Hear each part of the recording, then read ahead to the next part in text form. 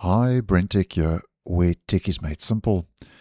So Microsoft's Windows 11, although it's a so-called modern operating system, still has lots of legacy code, dialogues, menus, and so on that are still available from previous versions of Windows, dating back, some of them even to Windows 95.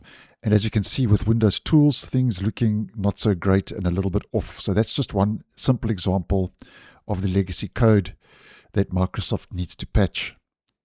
Now, Microsoft has been going and working through the different menus and dialogues one by one, slowly but surely over the last couple of months, which is Microsoft's K2 effort, where Microsoft said it's fixing Windows this year.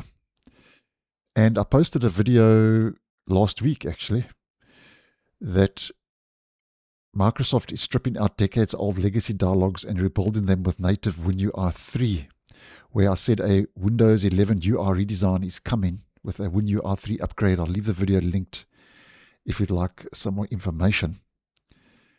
And it does seem now that the next so-called dialogue and menu to get the WinUI treatment is AutoPlay. And if we just have a look at an image provided, here we can see the AutoPlay menu and dialogue,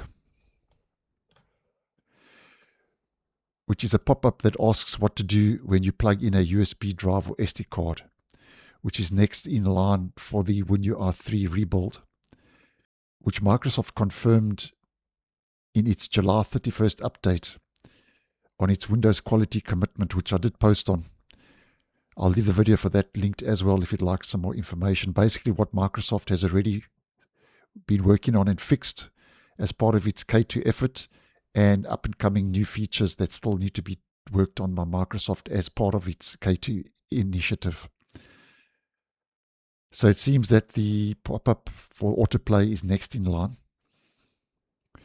And if we head over to that commitment by Microsoft and we scroll down to this section, Microsoft says we've strengthened the fundamentals of WinUI 3 and extended it into more of the Windows shell, including widgets and the new run experience, with AutoPlay dialog and more folder properties dialogues coming soon to Windows Insider Preview experimental builds. So that means AutoPlay is something that's going to be next on the list. That's why I'm just posting this quick video, which basically means that AutoPlay is going to be rebuilt from scratch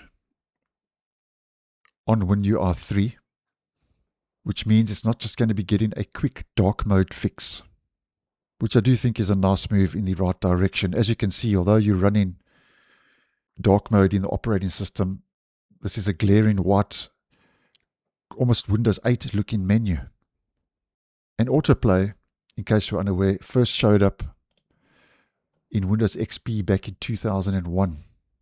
So it's been around for a good while now. So nice to see that it's eventually going to be getting the dark mode and the WinUI 3 treatment. And obviously, when that does roll out to the stable or I get more information, I'll post and let you guys know. So thanks for watching, and I'll see you in the next one.